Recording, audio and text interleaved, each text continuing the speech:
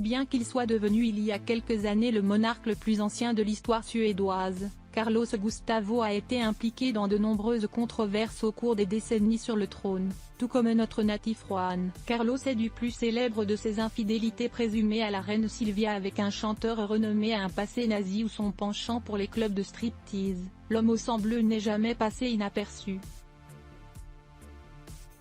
Cependant, ces derniers mois, il semble connaître à nouveau une crise de popularité majeure en raison de ses déclarations controversées. À l'occasion de son jubilé d'or, une célébration qui correspond à l'accomplissement de ses 50 ans à la tête de l'État, Carlos Gustavo a entamé ce qu'il entendait être une campagne de rapprochement en accordant diverses interviews et en enregistrant son propre film documentaire. Bien que la stratégie de communication paraisse parfaite, sa force de caractère et sa sincérité inattendue en ont fait la victime d'un effet boomerang.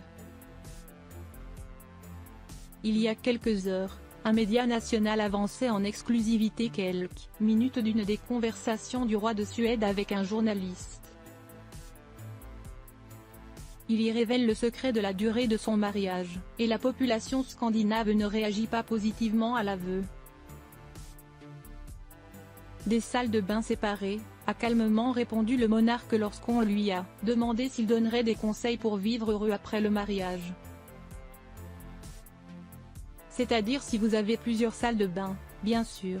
Sinon, la meilleure chose à faire est d'en installer un au sous-sol, a-t-il poursuivi en expliquant ce qui est encore inconnu s'il s'agissait d'une blague.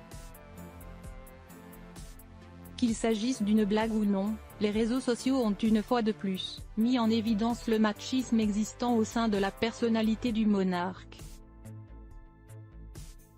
Les internautes semblent avoir compris que le chef de l'État faisait référence par ses déclarations à l'idée de désordre, un stéréotype, traditionnellement associé aux hommes, qui ne peuvent supporter une épouse, une femme, liée au rôle de femme de ménage. Par conséquent, s'il s'allie et qu'elle n'a pas à ramasser, il n'y a pas de discussion possible. Ce fait s'ajoute à l'opinion que Carlos Gustavo a émise sur l'abolition de la loi Salic dans son pays il y a quelques semaines.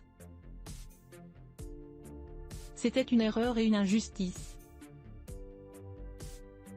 Avoir des lois qui fonctionnent rétroactivement n'est pas très intelligent, je le pense toujours.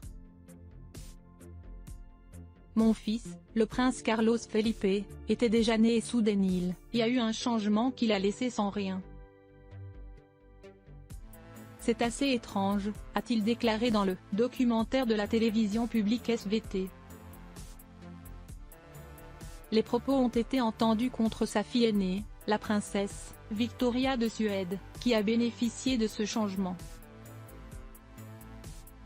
Les Suédois ont conçu ce positionnement comme un acte machiste et qu'ils montraient une face, pas si cachée de leur monarque dont ils ne sont pas du tout fiers.